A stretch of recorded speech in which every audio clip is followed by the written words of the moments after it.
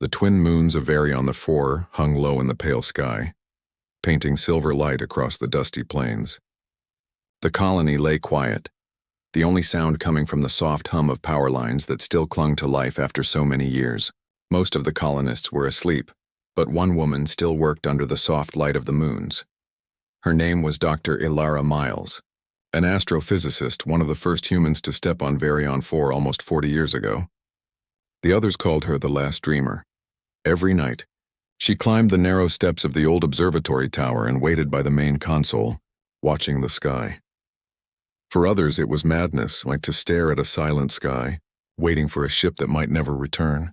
But for Ilara, it was faith.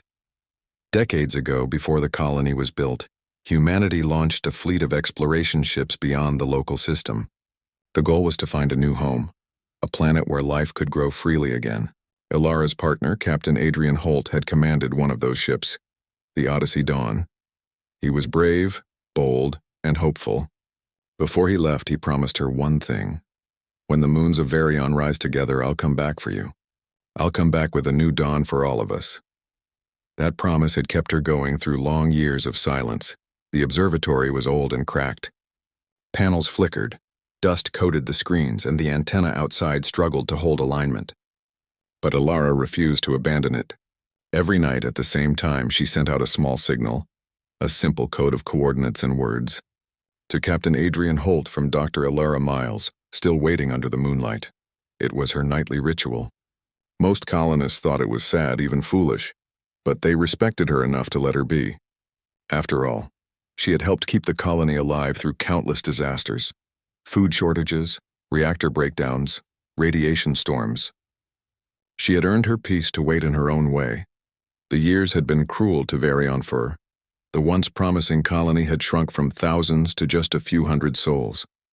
The air recyclers barely worked, crops struggled to grow in thin soil, and the atmosphere filters hissed constantly with warning tones. Still, the humans endured, because that's what humans always did. Ilara's hands trembled slightly as she adjusted the transmitter frequency. She was older now, her once dark hair streaked with silver, her eyes lined from years of staring into the stars. Yet her gaze was still sharp, bright with that same fire Adrian used to love. Sometimes when she closed her eyes, she could almost hear his voice. She imagined him calling out through the radio, smiling in that calm way he always did when the universe seemed too big to handle.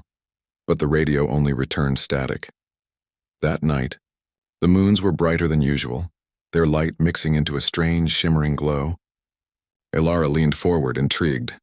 The readings on her console flickered with unusual interference. At first she thought it was just atmospheric distortion, but then she noticed a rhythmic pattern hidden in the static. It wasn't random. Her heart skipped. She amplified the signal and filtered the noise. Slowly the pattern became clearer, faint but steady. It was a code, one she recognized instantly, the old human distress frequency. For the first time in decades, the signal didn't come from her transmitter. It came to her. Ilara froze, her breath caught in her throat. Could it be? No, it was impossible. Humanity had lost contact with the exploration fleet long ago. Most had assumed they were destroyed or trapped beyond communication range, but the signal was real, and the source location. She checked the coordinates again, her hands shaking. The reading pointed far beyond Varion IV's atmosphere, at the edge of the system, near the chrono rift, a strange distortion of space-time that had swallowed countless probes and ships. That was where Adrian's ship had vanished. Ilara's voice trembled as she spoke into the microphone.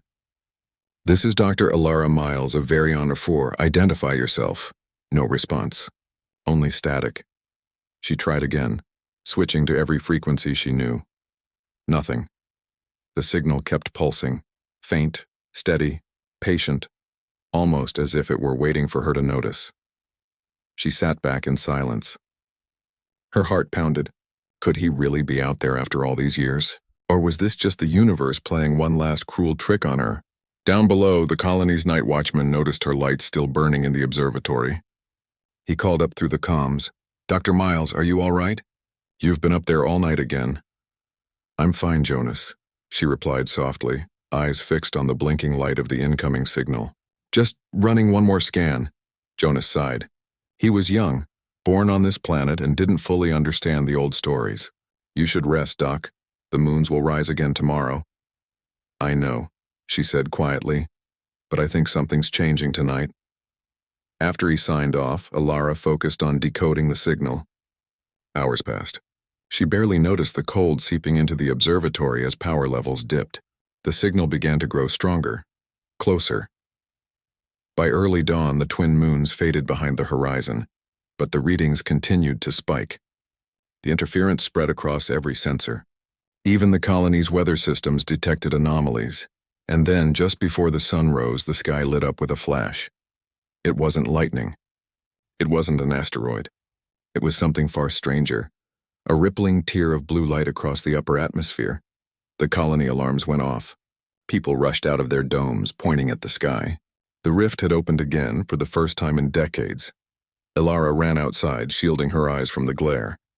Her heart raced. Somewhere in that light she could feel it. A familiar presence. A whisper in her mind. "Adrian," she whispered. Tears filling her eyes. The signal on her wrist communicator pulsed again. And this time, clear as a voice from a dream, came the words, "Alara, I'm coming home." Her knees almost gave way. The colonists around her shouted in confusion, not understanding what was happening, but Alara did. She had waited for this moment her entire life. The rift shimmered like a curtain of liquid stars, and behind it, deep within the distortion, a shape moved, long and metallic, glowing faintly gold, the Odyssey Dawn. Alara stood frozen as the world around her erupted with noise. The colony's sensors went wild, the power grid flickered, and waves of energy swept across the desert plains. But she didn't move. Her eyes were locked on the sky, her lips trembling with a mix of fear and joy. He was really coming back. Her old promise echoed in her heart, the one they made under the moonlight so many years ago. "When the moons of Varion rise together, I'll come back for you." That night, as the rift's light spread across the colony, painting everything in shades of silver and blue, Dr. Alara Miles knew one thing for certain. She had never waited in vain. And far above, through the crack in space-time, Captain Adrian Holt steered his ship toward the planet, his eyes fixed on the twin moons that had guided him back across eternity. The story of their reunion had just begun. The sky still shimmered faintly where the rift had opened, and people gathered outside their domes staring in awe and fear. It was unlike anything they had seen, a river of light in the upper sky, bending and twisting like a living thing. Inside the main colony hub, alarms blinked red. The air buzzed with static, and power fluctuations rippled through the systems. The colony's leader, Commander Rhea Darnell, tried to calm the crowd through the broadcast system. "Everyone stay indoors. This is not a drill. All engineers report to the control deck immediately." While others panicked, Dr. Alara Miles was already on her way to the observatory again. She knew what this meant. The rift wasn't a random event. It was him. She climbed the steps quickly, her heart thumping with a mix of fear and hope. When she reached the console, the signal was still active, strong and steady now like a heartbeat. She adjusted the receivers, and this time the static broke into something real. A voice. "Alara, do you copy? This is Captain Holt aboard the Odyssey Dawn. Please respond." For a moment, she forgot how to breathe. The voice was deep, calm, and unmistakably human. "Adrian," she whispered, then quickly pressed the transmitter. "Adrian, it's me." "It's Alara. You're coming through clearly, huh? How are you here? We thought you were gone." There was a pause. Then his voice returned, faint but warm. "I'm here, Alara. It took longer than I thought." "Much longer." Her eyes filled with tears. "It's been 40 years, Adrian. You disappeared into the rift decades ago." A long silence followed. Then softly he said, "For me, it's only been 8 days." Alara froze. 8 days? "The rift bends time," he explained. "Inside it, time flows differently. I tried to escape right after we lost control, but when I came out, everything was changed. I'm still trying to understand how far time has shifted." Her hands trembled on the controls. She could barely comprehend what she was hearing. "You mean, all these years you were trapped in there?" "Yes," Adrian said quietly. "Trapped between 2 timelines. I saw things, Alara, futures that could be, humanity's rise and its fall, but I kept searching for your signal. It was the only thing that reached me in the dark. Ilara's heart ached. Every night she had sent her small message, never knowing it was echoing through time itself, reaching him. "Adrian, you're near Varionda 4 now," she said quickly, switching to technical mode. "You have to land before the rift destabilizes again. The energy readings are rising fast." "I know," he replied, "but the Odyssey Dawn isn't what it used to be. The rift changed the ship. I've merged with some kind of temporal energy. It keeps me alive, but it's unstable. I'll have to land carefully." "I'll guide you," she said. "Just come home." For the next few hours, the colony watched the skies. The strange light grew brighter as something massive emerged from the rift. A great ship, scarred and glowing faintly gold. Its hull flickered between two states like it was caught between past and present. The Odyssey Dawn descended slowly, surrounded by rippling waves of blue energy. Dust rose as it touched down on the barren plains outside the colony. The air vibrated with strange energy, making hair stand on end. Ilara ran toward the landing site, her coat flapping in the wind. A few soldiers followed, weapons drawn, not in aggression but in fear. None of them had seen technology this advanced before. The ship's ramp opened with a hiss of steam. A tall figure stepped out, dressed in an old Earthfleet uniform, though the fabric shimmered as if alive. His face was familiar yet unchanged. Time had not touched him. It was Captain Adrian Holt. Ilara slowed, disbelief flooding her mind. He looked exactly as he had when she last saw him. The same confident posture, the same steady eyes. But something in those eyes was different now, deeper, as if he had seen eternity and come back changed. "Ilara," he said softly. She didn't answer at first. Her throat tightened and tears blurred her vision. Then slowly she took a step forward, then another until she was standing right before him. "You came back," she whispered. "I told you I would." For a long moment, neither of them spoke. The colony around them was silent, watching in awe. The moons were rising again, casting silver light across the plain. Then the silence broke, a deep rumbling sound from the sky. The rift, still open above, pulsed with light. Adrian looked up. "It's unstable. My ship's emergence weakened the field. If we don't close it, the rift will tear this planet apart." Commander Rhea arrived, followed by engineers and soldiers. "Who are you?" she demanded, though her tone was cautious.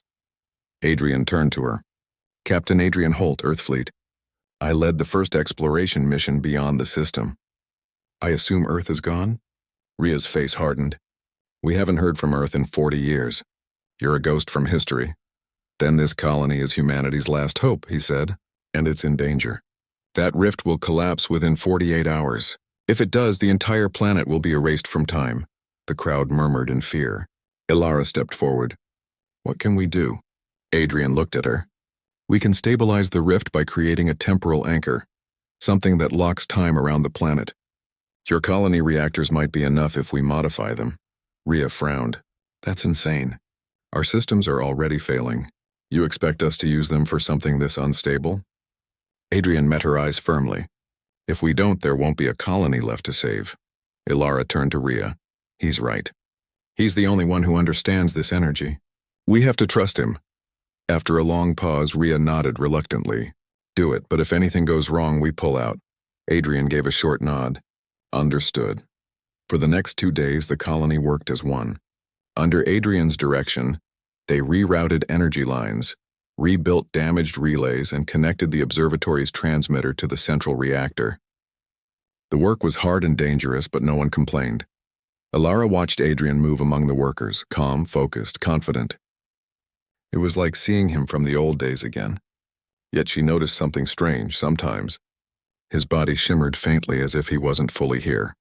That night, as they stood together outside the observatory, she asked softly, "What happened to you in the rift, Adrian? You're different."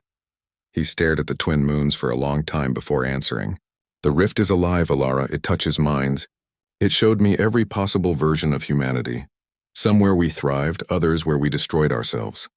It offered me power, knowledge, even immortality. But all I wanted was to come back." She smiled faintly. "And you did." He looked at her, eyes soft. "Because you waited." For a moment, the air between them was still. Then the ground shook. a deep vibration spreading through the planes. The rift flared again, this time brighter than ever. Adrian's wrist device beeped rapidly. The rift's collapsing faster than I thought. We need to activate the anchors tonight. Ilara ran with him to the control room where engineers were ready. Lights flickered red as the power grid overloaded. "Systems are unstable," one shouted. "If we push more power, the reactors could explode." "Do it," Adrian said. "If we don't, everyone dies anyway." Ilara took her position by the console. Her fingers flew over the controls, syncing the signal frequencies. "Temporal anchors online," she said. "Ready when you are." Adrian took a deep breath and hit the final command. The entire colony lit up in waves of blue light. The ground trembled as the rift pulsed violently above. Ilara could see it from the observation window, a swirling storm of stars trying to pull the planet apart. The energy was magnificent and terrifying. Adrian's ship, the Odyssey Dawn, rose slowly into the air, its engines glowing white. "I have to use my ship's core to stabilize the field," he said. "It's the only energy strong enough." Ilara turned sharply. "But if you do that, your ship will be destroyed." He smiled softly. "It's just a ship, Ilara. What matters is that humanity survives." She shook her head. "No, we'll find another way." But before she could finish, the ship ascended higher, vanishing into the glowing rift. The sky flared bright enough to turn night into day. And Ilara, standing beneath the twin moons, could only whisper his name as the storm swallowed the stars. "Adrian." The colony fell silent again, waiting to see if he would return. The twin moons of Varion 4 hung high in the sky, casting silver light over the desert plains. The colony had never looked more fragile, tiny domes scattered across endless dunes, and yet it was all humanity had left. Inside the control hub, Dr. Ilara Miles worked tirelessly. The console blinked red, warning lights flashing as the temporal energy surged. The rift above the planet pulsed violently, twisting the sky into ribbons of blue, silver, and gold. Every moment, the energy threatened to tear the planet apart. Ilara's hands shook, not from fear but from the responsibility she felt. She had waited decades for this moment, and now it had come. Humanity's future rested on her and Captain Adrian Holt, who had vanished into the rift hours ago. The colony watched in tense silence. Children clung to their parents, soldiers gripped their weapons, and engineers stayed glued to consoles, following every instruction from Ilara's voice. No one spoke. No one dared move too quickly. The air was thick with fear and hope at the same time. Then a hum filled the sky, a deep resonant vibration that made the ground shiver. The rift was reaching the point of no return. Ilara tightened her grip on the console. "He's doing it. He has to stabilize the field with the ship's core. There's no other way." Commander Rhea, standing behind her, nodded grimly. "If he fails, it's over for all of us." Ilara's mind flashed back to the first night she had waited under the twin moons. She remembered the promise Adrian had made, to return no matter what. That promise had given her strength through every hardship, every lonely night. Now that promise would be tested, not for her sake, but for humanity itself. Far above, in the twisting energy of the rift, the Odyssey Dawn glowed like a star. Adrian piloted the ship with careful precision, its hull flickering as it absorbed waves of temporal energy. His body felt strange, half real, half connected to the flow of time itself. The rift was alive, and it resisted him at every turn. He glanced at the planet below, tiny, fragile, yet full of people he had once promised to protect. He thought of Ilara, waiting patiently for decades, never giving up hope. Her faith fueled him, gave him courage even when the energy threatened to rip him apart. The ship's core was already overloading. Every second it remained active, the chance of survival decreased. But Adrian knew what had to be done. He directed the core's energy outward, focusing it on the temporal anchor Ilara had prepared. The sky responded immediately, ribbons of light converging toward the reactor grid at the colony. The reaction was enormous. The rift screamed with energy, tugging at the planet, pulling at Adrian, pulling at everything. He felt his consciousness stretch across time, moments from his past, possible futures, and the present all overlapping. For a heartbeat, he feared he might be lost forever, but he remembered her face, her voice, and the simple truth that had kept him alive all this time. Humanity depended on him. With a deep breath, he pushed all the energy into the anchor at the colony, The light flared so bright that it seemed to turn night into day. The wind tore across the plains, dust and debris whipping through the air. The colonists fell to their knees, shielding their eyes, yet none of them moved away. They trusted Alara, and through her they trusted him. Back on the ground, Alara shouted commands into her microphone. "Increase the resonance! Divert power to the outer nodes. Hold it steady." Engineers worked furiously, sweat dripping down their faces as they monitored every reading. The energy waves hit the colony's reactors, and for a moment, it felt like the systems would collapse. Lights flickered, alarms screamed, and the ground shook violently. Then slowly the intensity lessened. The rift began to shrink, the violent pulses of light fading into calmer ribbons. The Odyssey Dawn stabilized the energy flow, and for a moment the world was still. Alara's breath came in gasps. "It's holding," she whispered, staring at the readings. Rhea stepped forward, astonishment in her eyes. "It's working, he actually did it," but Alara didn't answer. Her mind was elsewhere, thinking of Adrian piloting that fragile ship alone in the rift, risking everything. She had waited for him for decades. Now she wanted to run to him to see him safe and whole. Then the monitors blinked. A new warning. Adrian's core was unstable. If he did not disengage now, the ship would collapse, taking him with it. Alara's hands flew over the controls. "Adrian, you have to get out! Disconnect the core!"